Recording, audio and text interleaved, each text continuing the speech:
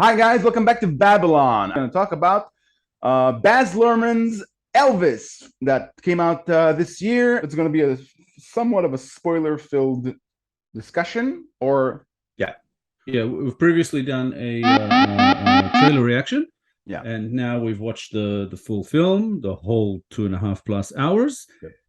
and yeah, and now we're going to talk about it. Yes, and just short disclaimer: we are going to react to the film. We do not pretend to know. We're not historians. We don't know exactly what went on with Elvis's life. I mean, although it is a biopic, we're gonna look at it as a film, and not really look into the accuracy of the details because yeah, we wouldn't have a much of a clue, I guess. Yeah. All right. We both know, Baz Luhrmann is very, he has his own style, Yeah. and it's going to come into it. So you're not coming in to watch your regular, Yes. everyday biopic. You're actually going to watch something that is going to be somewhat grandiose, and artistic and interesting beyond, the facts of the story or whatever. Yeah. And he didn't disappoint in that He regard. didn't. He depicts things fantastically, fantastic as a style of filmmaking. And as Mm-hmm. for biopics go, the his particular style helps the film resonate, I think, with all generations, starting from boomers, people who were alive when Elvis was alive, when he was, just starting out, and all the way up to Gen X's and millennials and Gen Zs. He even uses contemporary music in the film as a stylistic decision. Yeah, it's a concept that he's always sort of played around with, like in Romeo and Juliet and in Yeah. other films that he's done before. I mean, well, Moulin Rouge was a bit different, but um, he does stick to his own sort of style. This type of style it works wonderfully here. It did. I don't know if to say it was needed or necessary, for say Baz Luhrmann to make a biopic about Elvis. It could have been somebody else who's more of a, who does something that is somewhat of a cross between a documentary and and Yeah. just an everyday kind of film. It may have been better in some areas, worse in others, but I think that with Baz Luhrmann, it's the fact that he updates information for you. Like he gives it to you in today's language in a way, and that's Yes. why I think those rap songs are sort of inserted in Yeah. there into the soundtrack, and Yeah. not just rap, but sort of more Yeah. current He's very stuff. he's very good at calibrating storytelling to younger generations, to all generations, basically. Yeah, yeah. No, again, yeah. Overall, I did think he did a pretty good job here. Yep. But let's start with the bad. We'll go into the good. Like for you, what didn't work about this film? Um, I think it's a handful of things that I've noticed. Basically, the main thing that didn't work for me is the element of Priscilla in Elvis's life. I think she came slightly late to the film, and after she did, she wasn't she wasn't there for too much. She was there for the pivotal scenes, but she wasn't there. It can be explained because it's a film about Elvis, but I think Priscilla was a big part of his life, and she wasn't enough in the film. I think that's what I felt. Her character, Which is kind of she. I think she appeared late in the second act, maybe, something like that, yeah. or early in the third. But yeah, but it's a like there's two sides to that problem as you describe it for me, because the actress, I think Olivia de Jong or de the Jong, Jong, yeah, something like that. yeah, Great, yeah, she is kind of mesmerizing. yeah, Like I was hypnotized in a way looking yeah, at her, and yeah, she was great, and I yeah. kept checking, like, does she look enough like Priscilla? She doesn't, but it didn't matter. She doesn't. She was believable, and she was this an intensity to her, and Yes, I totally believed her character. I thought she was fantastic, yeah, so I definitely wanted to see more of her.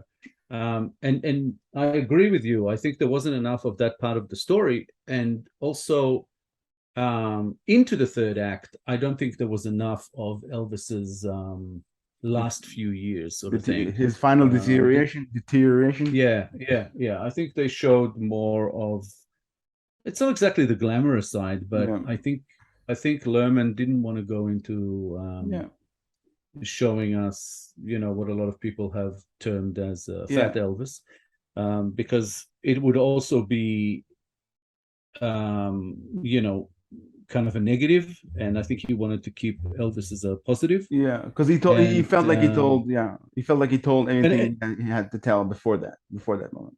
yeah, and I think also makeup and whatever would have been an issue, because he did show in just a little bit at the end. They had Austin Butler, In a who fat suit. portrays Yeah. Elvis, in a fat suit, and it didn't look That's very that's why that's why believable. that's why he showed it from afar. I understand that decision. Yeah, and it's a beautiful scene because then he Yeah, turns into real Elvis, and that's how yeah, the movie ends. And yeah, but again, I agree with you on that. For me personally, the big thing that didn't work was Tom Hanks. yeah. I love Tom Hanks. I have nothing against him. I think he was potentially miscast, and if not, he was kind of not directed terribly well, and the look, the makeup, it just doesn't look real, and when it doesn't look real, it takes you out of it. And I don't know exactly what Colonel Parker sounded like, but it felt like Tom Hanks was doing an impersonation throughout the whole film. Might be. I didn't pay. I deliberately didn't pay attention to Tom Hanks. I just compartmentalized it and rolled with it because my focus Mm.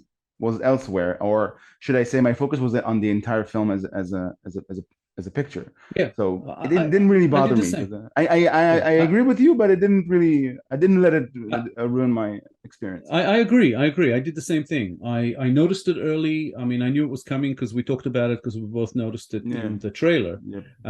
And it was in the film. It was very much the same. And the thing was, I noticed it and I put it aside. And even though I put it aside and I enjoyed the rest of the film, I did find that I still found it to be very noticeable, even though it didn't bother me as much. It's not about bothering. It's just about um, the fact that it was noticeable. It shouldn't be in a movie, you know what I mean? So, Yeah. Uh, but overall, I think those are the 2 points that I thought didn't work. So we talked about what didn't quite work for us. Let's move on to what did work. I thought yep. mainly everything else really worked. Yep. Um, It's a I just wonderful want to picture. say, yeah, and it's an Australian film, where a lot of people don't realize the whole thing was shot in Australia. It has a few Australian sort of kind of legends, I guess. The actor who plays Vernon, Yeah, Richard. that's Richard Roxburgh. He's, as I see it, and a lot of other people see it. I mean, he's still fairly youngish, but he's an Australian acting legend. Yeah. He was the one in the original series Rake that was later made Yeah. into an I remember American that series. series. It's a good series. Yeah. He's in the original, and the original series is so much better than the American one. It's just ridiculous. Yeah. But yeah, he's fantastic. I thought in this one he didn't really get a lot to do, which kind of I didn't love that. It also has David Wenham, who's a famous Australian actor. He's been in a lot Yep. of stuff over the last few years as well, and broken into sort of Hollywood type films. But he plays Hank Snow. Was that his name? Hank The Snow. country Yeah. singer. Hank Snow. Yeah, Yes. and it just kind of played on my mind a little bit. What would have happened if they would have swapped those two roles? If Richard Roxburgh got to play Hank Snow and David Wenham played the father, I actually think that may have worked better. Yeah. Well, the thing about Richard Roxburgh is he's very charismatic, and this role of Vernon actually had him, kind of in a character that isn't. Yeah. So he did a good job, but I would have liked to have seen him in something a little bit more Yeah. There's something to it. out there, I guess. But yeah, the main thing that he got through to me through with the Vernon character is that I felt sorry for him. Here's a man who used his son, and he did It wasn't malice. regretted. It He was regretted it. yeah, He felt bad about it, but he did it, and he felt that. I guess he was desperate. yeah. Desperation was really what it was all about, and yeah, and they don't go too much into it. But also, Helen Thompson, an Australian actress who played Gladys, Elvis's mom. She was really good, and Cody Smith McPhee, who we've seen in The Road with Viggo Mortensen and well, Let Me several other In, roles. the remake of the Let Me In, but he broke through in a film called Romulus, My Father, with Eric Bana, where he plays Eric Bana's son. So he started out as like this sort of child actor. Yeah. So it was good to see him in this. He played Jamie, Hank Snow's son. There's a ton of great performances in this. Also, the ones playing a lot of the the musicians actually in Elvis's band, and also Elvis's sort of new management that took over, kind of thing. Yeah. And also the black musicians, BB King, Yeah. and Little Richard and Mahalia Jackson and whoever else they had in there. They were all like really, really fantastic in those roles. Out of the Australians in the film, the real sort of tour de force, the one that really grabbed me was Olivia de Jong playing Priscilla. Yeah, about her, when I first saw her, she was. I'll admit, I stopped the film because I wanted to see who is that talking. What I loved most about that actress, that she always looked like she knows more about the world of the story that you're watching than she lets on. She has this expression upon her. Something about her, and again, it's not that she's just so gorgeous or something like that. She's beautiful, but she's interesting. Something, just kind of hypnotizing. Yep. And the one not Australian, but who was really fantastic was Austin Butler. Yeah, the rock star. There's a lot of talk about him potentially winning the Oscars. Yeah, I have to say, I think he'll deserve it for Best Actor. Yeah, I would say I'm not going to be mad at that. Because he was fantastic. He was fantastic, and it's clear from 100 miles away that he let that character consume him to his core. Oh, completely. Yep. There was a bit of a story about his audition. He apparently decided not to audition just before, like he gave up thinking this isn't going to work and whatever. He did one of the songs, I think, for his audition, recorded it. And I think after giving up or whatever, he couldn't sleep or something like that. And at night, he went to the piano in his robe and decided to sing Unchained Melody to his mother. He said he knew it was a love song, but he thought he could attack it from a different direction. And he did that as Elvis and recorded that as an audition. And apparently he sent it in, and Baz Luhrmann saw it, and he wasn't sure what to think. Is he acting or is he having a mental breakdown? And Baz Luhrmann, wasn't sure how to take it, but he said he just couldn't look away. He said it was just so amazing. And he just ended up casting him. So great choice. Yeah. He inadvertently managed to generate a moment that was in line with Baz Luhrmann's vision. He found, I think, the point of connection between him and Elvis. And it was that they both lost their mothers at 23. Austin Butler is now 31. I just love these stories, He deserves all the accolades he gets from this, I have to say. Yeah. I'm not sure about accolades for like best film or anything like that, but as far as best actor, definitely he should be in the running. And he didn't do it in a conscious way. You don't see awareness from the actor. You don't see Austin Butler playing Elvis. You forget that you're looking at an actor. You think you're looking at Elvis, even though they don't look the same. And I think everything that followed on from there was basically him connecting with that. And I think he had, in a lot of scenes, I think Austin Butler is acting as Elvis, but he's thinking about his own mother, because it was a big part of the Elvis character. Yeah, and extrapolating Elvis's mother in his life as maybe as one of the reasons why Elvis deteriorated. His mother it was clear in the film. I don't know if it was like that in real life, but I guess it is, because mothers are mothers.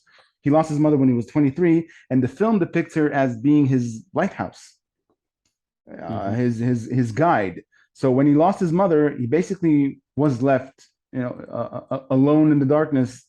Yeah, not so Running much his into guide, but his guide home. his guide home, and lighthouse. I said lighthouse. Yeah. So Yeah. what worked about this film for you? Baz Luhrmann's style. He gives you sequences that express time passage and major events in Elvis's life. He gives you them almost as if they were torn off of a graphic novel. He even uses a soundtrack that supports a comic book a way of showing things, like in a comic book. And then he slows down in scenes that he wants you to know. Yeah, you need to listen to what is being said, or what is being what's happening here. And then he slows down and gives you a more conventional scene. And it's in both of the style. These are entirely different styles of filmmaking, but the sequences are seamless with the slower, more conventional scenes, and that makes him a master of his craft. I'm always astonished when I see his work like that. It's always refreshing, because he gives you, it's like he has a giant lever, and he controls the pace in which he feeds you the story, so to speak. Yeah. Well, that giant lever is called editing. Yeah, but he shoots. It starts from the shooting. He shoots with that in mind. Yeah. And it is his vision. That's how he sees the film, I think, before. And it's like a push-pull relationship kind of thing with the audience. He toys with the audience a little bit. He makes sure, I think, that we are entertained while we watch. Yeah. He does not want anyone to ever watch one of his films and be bored. And I think he succeeds. Well, he updates information. Like his films are a lot of the time, like he did with Romeo and Juliet, which was like, Shakespearean. Yeah. He brings it to a current audience, to a young audience of today. Yeah. With Elvis, a lot of kids might not even know who he was. And all of a sudden here, learn about Elvis, but in your own language. Yeah. And when I say language, I mean cinematic language. Yeah. Yeah. He's probably one of the best, at doing that. And that's why he sort of carved his own path, I think, and we talked about this when we did the trailer reaction, and you said, people call this Baz Luhrmann's Elvis rather than calling it, Elvis 2022. And I said, yeah, because it's Baz Luhrmann's. Yeah, it's not Elvis, it's Baz Luhrmann's Elvis. Yeah, it means something. Correct. Yeah. And that's exactly what it is. It's not just an Elvis biopic. Yep. It's an Elvis biopic made by Baz Luhrmann. Yeah. So, if people complain about the stylistic choices of the film, it's like, what are you doing watching a Baz Luhrmann film? Of course he's going to do that. Of course. There's no question. A film that has no obligation to be historically accurate or to be conventional in any way. That's, you're thinking about documentaries, which also don't have that obligation, because documentary needs to show you a narrative. So people have nothing to complain about. Yes. So casting, fantastic. Yep. Cinematography, amazing. Set design was pretty close to flawless. They should teach it in film school. Yep. Oh, and we were talking when we did the trailer reaction. We were talking with the budget wasn't discussed, publicized yet. Yeah. So now it is, and I found it, and it's 85 million. And not that much. Seems fair. Yeah, it's justified. It's such a big production, with the sets that they built. I mean, this whole thing was shot in Australia, and you have scenes at the Hollywood sign. You have scenes in. They had to build all that. Yeah. Beale Street in Memphis. Yeah. You can clearly see it's a lot of it is in or around studios and or built sets. And what I like about production. It is when you see the cinematography, when you see a lot of those elements that he uses and when he builds sets, he lets his cameras run in unconventional angles or motions. You have cameras that this is a scene there where a camera actually dollies out of a building, and she shows you a window with a window railing, and he specifically frames, Elvis and BB King in the background as they talk because he built the set. He could shoot it like that because it's not that Yeah, easy to put a camera outside a building unless the building was built for the set. yeah. So there's no real building there, but Yeah. yeah. And a great point between Baz Luhrmann's style, he shows you the film in a way that it's almost like a theme park ride, and it aligns with Elvis's life. Elvis's life was a storm from the moment he broke out until he unfortunately met his demise. And thematically, the film shows you Elvis's life in that fashion. There's a visual representation of Elvis's life with Baz Luhrmann's particular style of filmmaking. I don't know if it's a coincidence, but it just, to me, it aligns. Emotionally speaking, I got more out of Baz Luhrmann's depiction than I would have had Elvis's life were filmed in a conventional manner. Yeah, and that storm that you talk about is, going back to this lighthouse and all of that. It's that Elvis got lost and found himself, and then he got lost again, and then he found himself, and then he got lost again. Yeah. And that's, I think, that whole ride is really well shown well in this film. Part of the reasons that I think he lost himself so many times was the Colonel, and even though he made him feel like he found home and family, and that's really what he needed. The Colonel really conned him. Yeah, he did. And while I, again, don't know what happened in real life and all that, I do know that after Elvis died, there was a court case, and Colonel Parker was sued for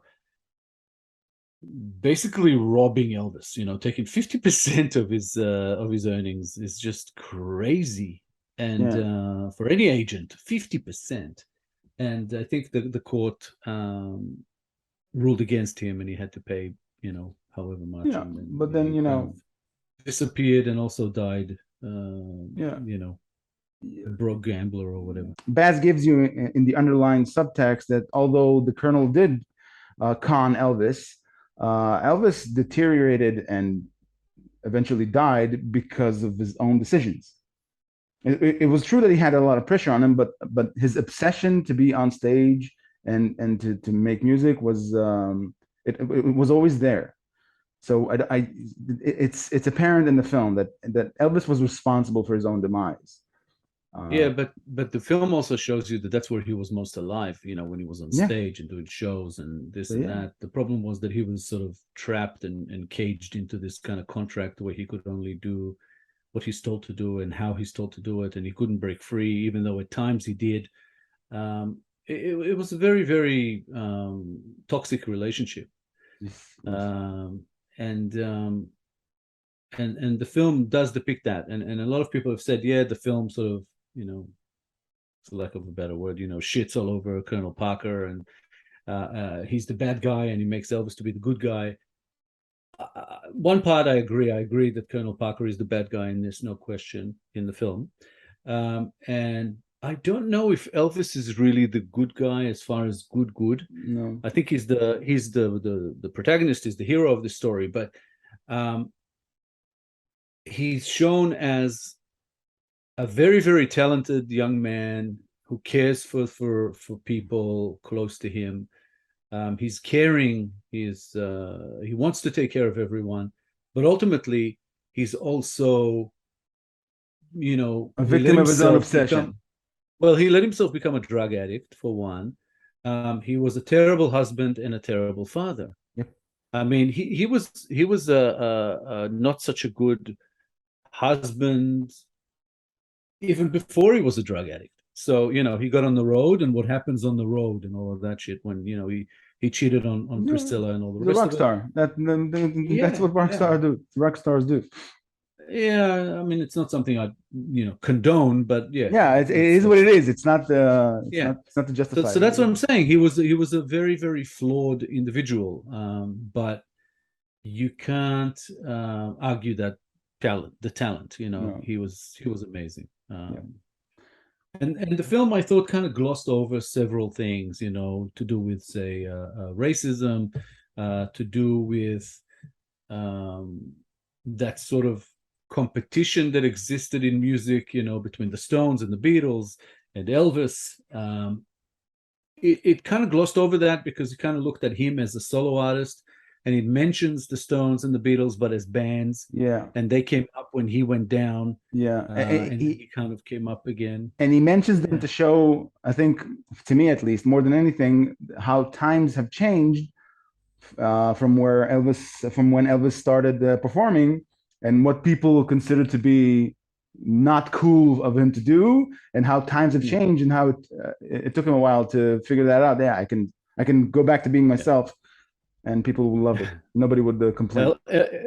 Elvis would go to jail for gyrating his hips, whereas all of a sudden, Mick Jagger's stage performance is fine. Yeah. Because again, 20 years of that. Yeah.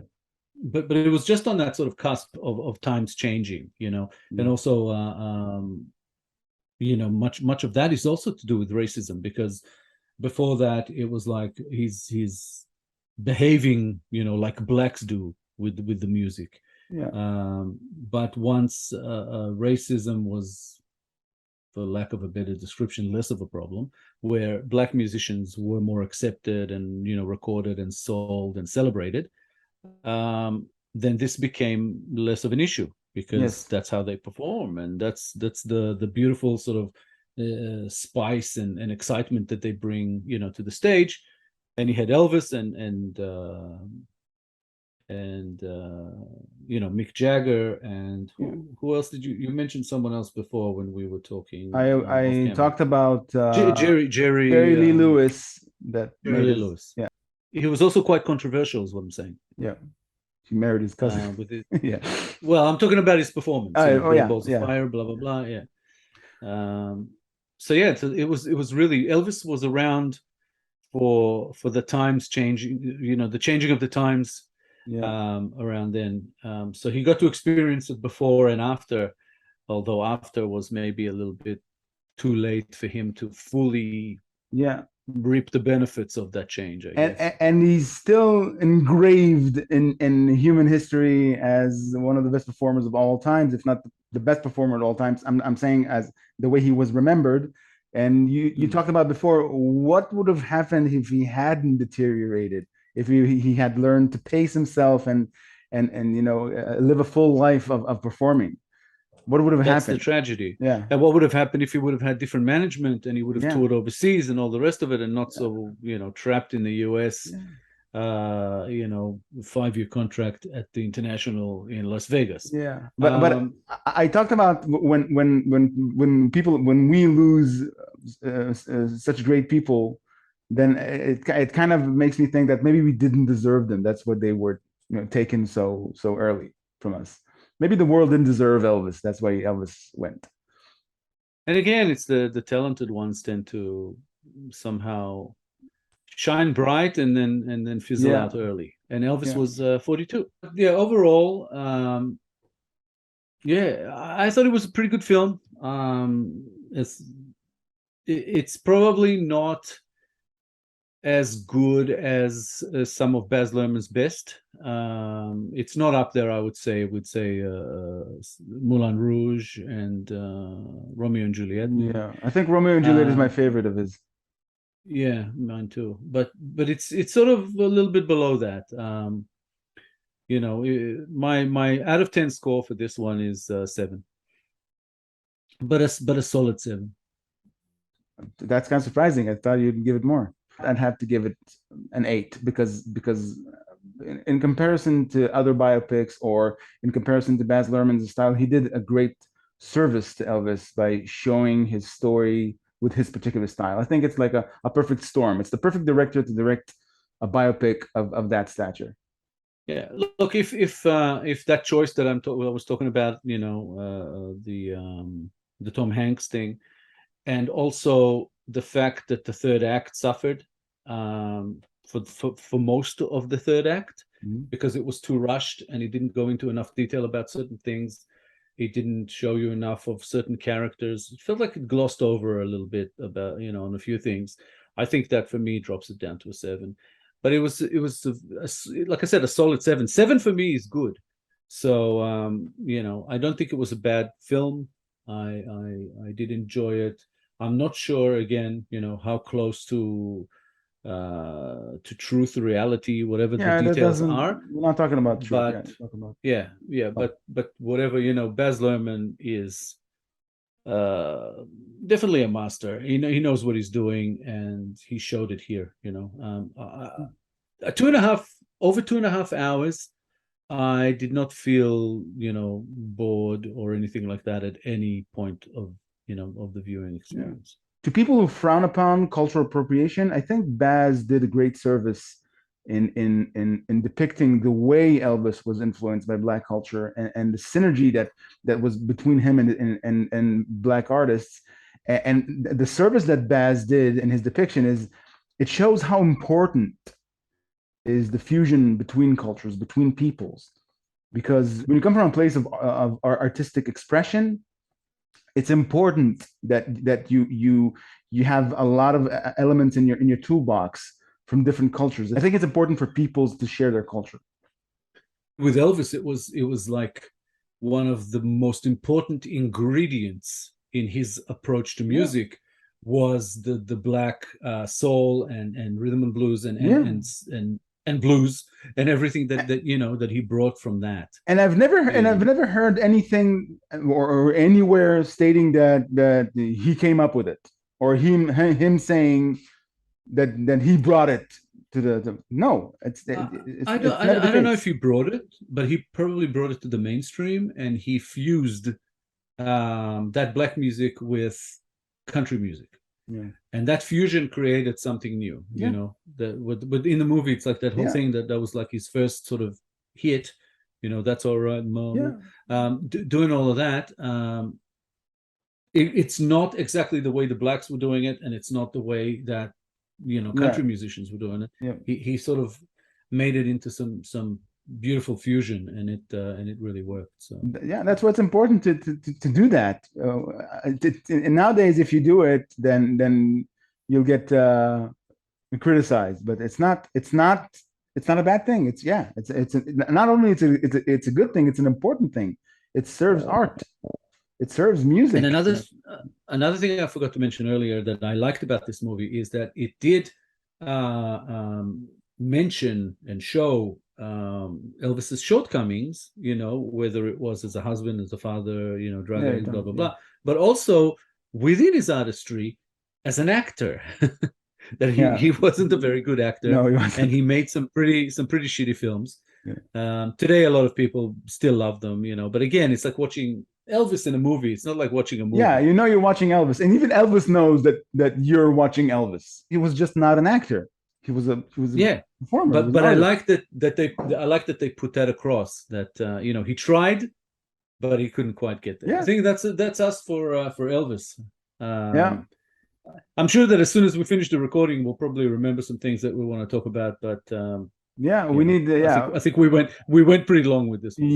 Yes, we did. So if you enjoyed this video, guys, please like, subscribe, and click the little bell icon so you'll get notified on all our future videos. What did you think about Share as Elvis? well. Oh, sorry. Yeah, share as well. It will help us immensely Share. with Yeah. the YouTube algorithm. Also, what did you think about Elvis? Did you like the film? Did you hate the film? Let us know. What did you think about Austin Butler's performance? What did you think about Baz Luhrmann's direction?